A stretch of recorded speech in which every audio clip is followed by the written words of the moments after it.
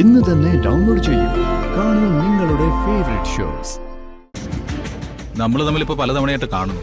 ഒന്ന് പരിചയപ്പെടാൻ പോലും കഴിഞ്ഞില്ലേ? പ്രത്യേകിച്ച് എന്ത് പരിചയപ്പെടാനാ സാറേ, ഇങ്ങനെയൊക്കെ കഴിഞ്ഞു പോകുന്ന ഒരാള്. പിന്നെ ഈ ശീലം എങ്ങനെ തുടങ്ങിയെന്ന് വെച്ചാ, മുൻപൊക്കെ ഞാൻ ഹോട്ടലിൽ ഭക്ഷണം കഴിക്കുമ്പോ പകുതി മാത്രം കഴിച്ചിട്ട് ബാക്കി കൊണ്ടുപോയി കളയും. ഈ ചെറുപ്പത്തിലൊരു ഊറ്റുണ്ടല്ലോ അത്. പിന്നെ ഈ ഹോട്ടലിന്റെ മുന്നിൽ യാചകർ നിൽക്കുന്നത് കണ്ടാൽ പോലും പ്രത്യേകിച്ച് ഒന്നും തോന്നുമായിരുന്നില്ല. പിന്നെ ഇവരെ പോലുള്ളവര് നമ്മൾ കൊണ്ട് കളയുന്ന വേസ്റ്റുകള് അതെടുത്ത് കഴിക്കുന്നുണ്ടോ, അത് വല്ലാതെ മനസ്സിൽ തറച്ചു. അപ്പത്തൊട്ട് തുടങ്ങിയതാ, ഒരു നേരം ഭക്ഷണം കഴിക്കുമ്പോ 3-4 പേർക്കെങ്കിലും ഭക്ഷണം എത്തിക്കണമെന്ന്. വലിയ കാര്യ. നോക്ക് മിസ്റ്റർ, നിങ്ങളുടെ ഈ ചാരിറ്റി പ്രവർത്തനങ്ങൾക്കൊക്കെ ഞങ്ങളെ കൊണ്ട് ചെയ്യാൻ കഴിയുന്നതൊക്കെ ഞങ്ങളും ചെയ്തു തരാം. അത് വേണ്ട സാർ, ഇത് ഞാൻ എന്റെ മനസ്സിൽ തോന്നി ചെയ്യുന്ന കാര്യങ്ങളാണ്.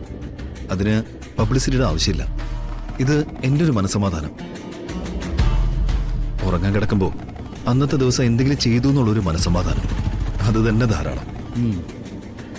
പിന്നെ സാറിന് ചാരിറ്റി പ്രവർത്തനം ചെയ്യാൻ ഇഷ്ടമുണ്ടെങ്കിൽ അത് സ്വന്തം വീട്ടിലും ചെയ്യാലോ. ഈ ഇടത് കൈ കൊടുക്കുന്നത് വലത് കൈ അറിയാതെ എന്ന് പറയില്ലേ, അതുപോലെ ഏറ്റവും സിമ്പിളായി. ഞങ്ങള് കമ്പനിയിൽ നിന്ന് ഈ ചാരിറ്റി പ്രവർത്തനങ്ങളൊക്കെ ചെയ്യുന്നുണ്ട്. പക്ഷേ ഇതുപോലെ പേഴ്സണലായിട്ട് എന്തെങ്കിലും ചെയ്യണമെന്ന് ഞങ്ങൾ ആലോചിക്കുന്നുണ്ട്. അല്ലടോ? ഞങ്ങൾക്കൊരു വലിയ പാഠമാണ് കേട്ടോ. എന്നാലും നിങ്ങളൊന്ന് പരിചയപ്പെടാൻ താല്പര്യം കാണിക്കാത്തത്.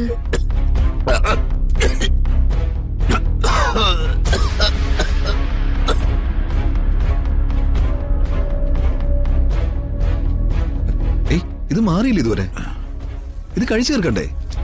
ഞാൻ തരാം.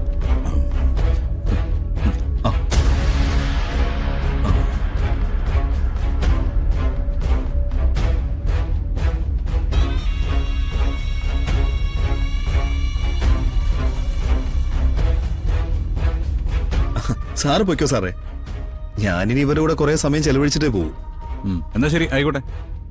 ശരി സാർ.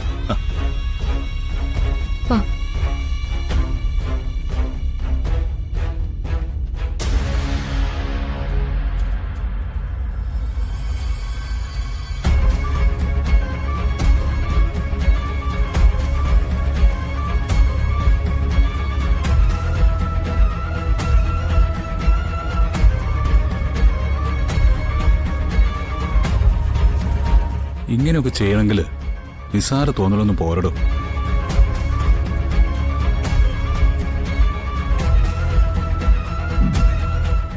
ഈ യാചകരുടെ മുന്നിൽ ഭക്ഷണപ്പൊതി എത്തിക്കുന്നവരൊക്കെ ഞാൻ ഇഷ്ടംപോലെ കണ്ടിട്ടുണ്ട്. ചിലർ കുറേ ഭക്ഷണപ്പൊതികൾ വാങ്ങിച്ച് അരികത്ത് വെച്ചിട്ട് അങ്ങ് പോവും. ചിലർ ഓരോന്നായിട്ടെടുത്ത് കയ്യിൽ വെച്ച് കൊടുക്കും. വയ്യാത്ത ഭിക്ഷക്കാരന് അരികിൽ നിന്ന് വാരി കൊടുക്കുന്ന ഒരാളെ ഞാൻ ആദ്യമായിട്ട് കാണുക. നമുക്ക് എന്തായാലും അദ്ദേഹത്തെ ശരിക്കും ഒന്ന് പരിചയപ്പെടണം വരും. ഇനി കാണുമ്പോ എന്തായാലും. പാട്ടിനെ സ്നേഹിക്കുന്ന ഒരാൾ, ജീവൻ രക്ഷിച്ചാൽ പോലും ഒരു നന്ദി വാചകം കേൾക്കാൻ ഇഷ്ടമില്ലാത്ത ആള്, തെരുവിൽ നടക്കുന്നവരെ സ്വന്തം കുടുംബാംഗമായിട്ട് കാണുന്ന ഒരാള്,